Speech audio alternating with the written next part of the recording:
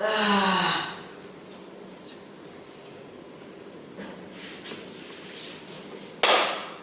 maaf ya saudara, Ambo sedikit lupa. Oh ya, perkenalkan, Ambo bernama Pai. Ambo anaknya Datua Bandaro, dan mandi Ambo bernama Selindung Bulan. Ambo sekarang bekerja di ladang orang tua Ambo. Banyak yang Ambo tanam di sana. Setiap harinya, Ambo pergi ke ladang bersama orang tua Ambo. Ya, kadang-kadang hanya sendiri saja. Oh ya, kalau bicara tentang ladang, Ambo jadi teringat kisah orang tua Ambo dahulu ketika mereka pergi ke ladang. Karena disitulah awal mula cerita Ambo, nama Ambo, dan pekerjaan Ambo. Nah, maukah saudara sekalian mendengarkan cerita singkat tentang diri Ambo? Bagaimana? Mau? Bagus sekali. Ambo akan ceritakan sedikit tentang diri Ambo.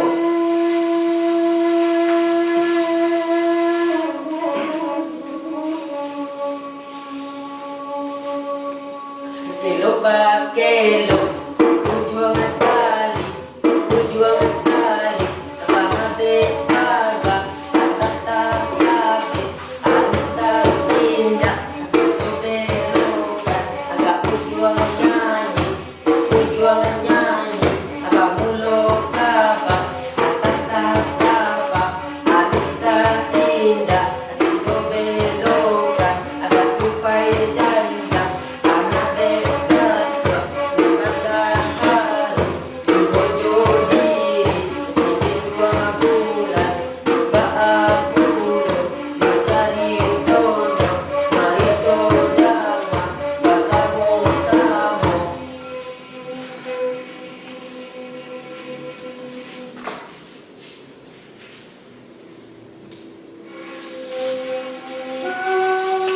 Waktu itu, ayah Ambo yang bernama Datua Bandaro dan mandi Ambo yang bernama Selindung Bulan sedang bersantai di rumah. Ya, biasa orang tua. Ayah Ambo sedang membaca koran dan mandi Ambo sedang mengulang.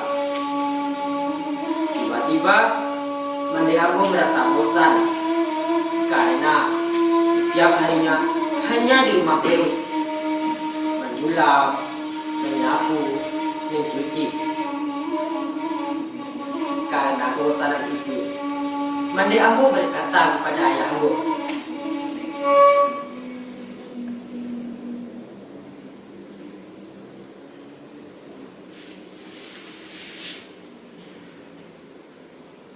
"Tuan, bagaimana kalau kita jalan-jalan keluar rumah? Setiap harinya Ambo di rumah saja. Bosan Ambo di rumah terus." Mendengar kata-kata dari Mande Ambo, ayah berkata kepada Mande,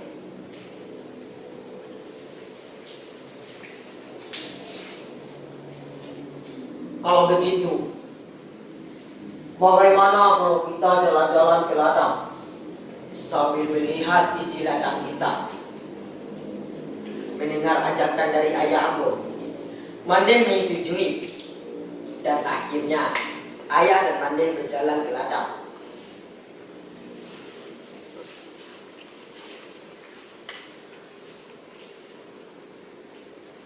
Sesampai mereka di ladang, mereka dikejutkan oleh seekor tupai yang sedang melompat. Ayah sangat marah. Lalu ayah berkata, "Kurang ajar! Berani-beraninya dia masuk ke ladang Ambo. Dasar tupai pengganggu!" Ketika ayah mau mengambil batu untuk melempar si tupai, Mande malah melarangnya. Lalu Mande berkata,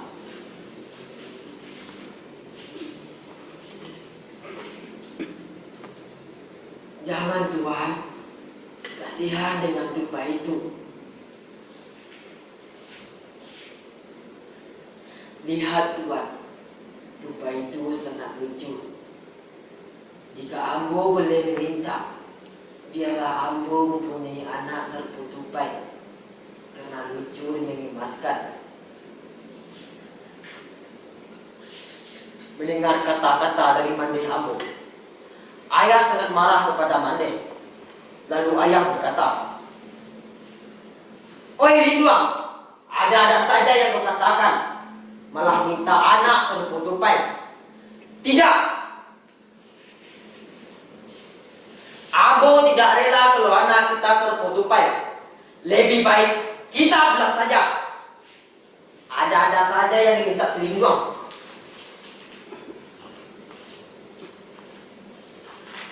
Nah, saudara-saudara, tahukah saudara-saudara bahwa perkataan Mandeh Ambo itulah yang membuat persoalan baru? Karena Mandeh Ambo berbicara seperti itu, maka guru pun mengiyakan perkataan Mandeh Ambo.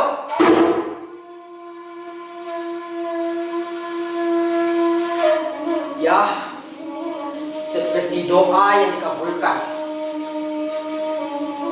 Lalu kemudian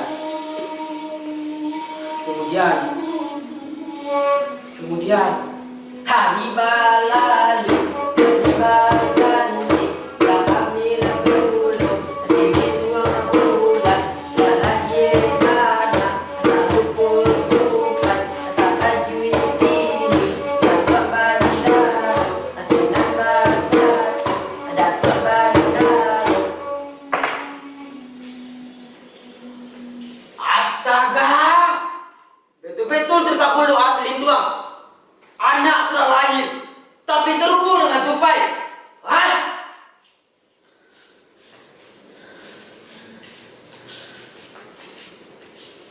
Bagaimana menurut saudara-saudara?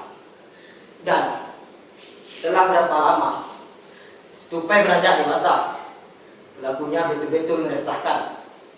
Perabotan rumah tangga dihancurkan, tanaman banyak mati. Intinya, si tupai sangatlah meresahkan. Sampai pada akhirnya, ayah tidak sanggup lagi untuk menanggung semua itu. Karena setiap harinya, ayah selalu menganti kepada tetangga karena merasa segan. Dan akhirnya, kejenuhan ayah memuncak sampai si tupai dibuang ke lautan.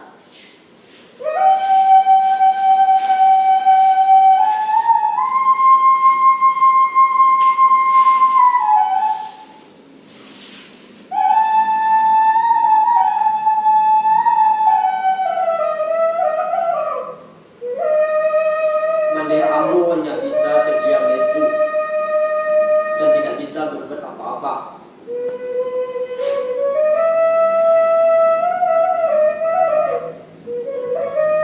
Ambo ditinggal sendirian di tengah hutan yang tidak berpenghuni.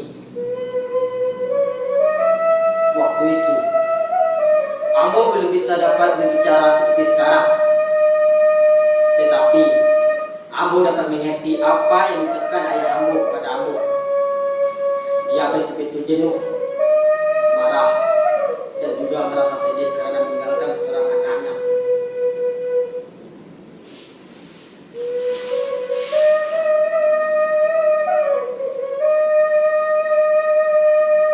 Sebenarnya Ambo sangat bersalah, tetapi semua sudah terlanjur.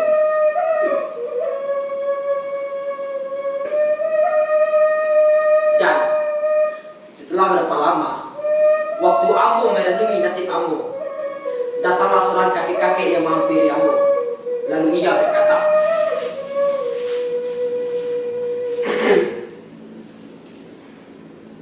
"Itulah takdir yang harus Wang terima. Karena doa Mandeh Waang yang sempurna. Sekarang sudah waktunya Waang berubah kebiasaan Waang, agar Waang bisa hidup tenang. Apakah Waang bisa merubahnya?"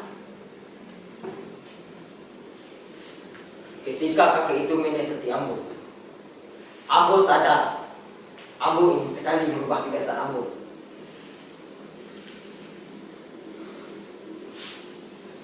Ketika Ambo menganggukkan kepala, tiba-tiba Ambo, ya, jadilah Ambo seperti sekarang. Ambo sangat menyesali kesalahan Ambo. Lalu kakek itu membawa Ambo ke rumahnya. Ambo diajarkan beberapa hal penting.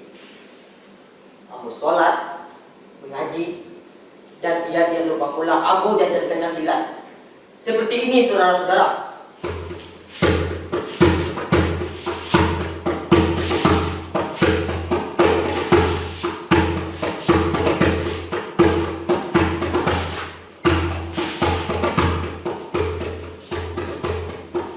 Dan banyak hal lain yang diajarkannya kepada Ambo.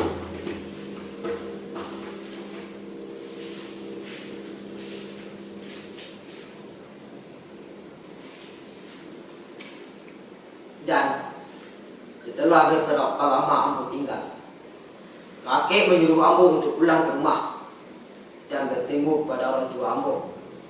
Ya, Ambo sangat senang waktu itu bisa bertemu kepada orang tua dan meminta maaf semua kesalahan yang Ambo perbuat.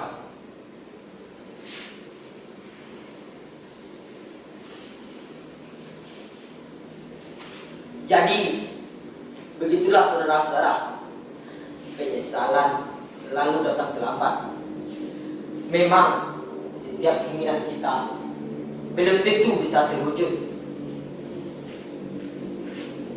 Dari peristiwa tersebut, Ambo dapat belajar bahwa setiap ucapan tentu ada yang harus kita yang tanggung. Astaga, karena asik bernostalgia masa lalu, Ambo lupa waktu saudara-saudara. Sudah waktunya Ambo pergi pulang. Jangan sampai ayah Ambo dan mande Ambo mencemaskan Ambo. Ambo pamit pulang dulu ya saudara-saudara. Assalamualaikum.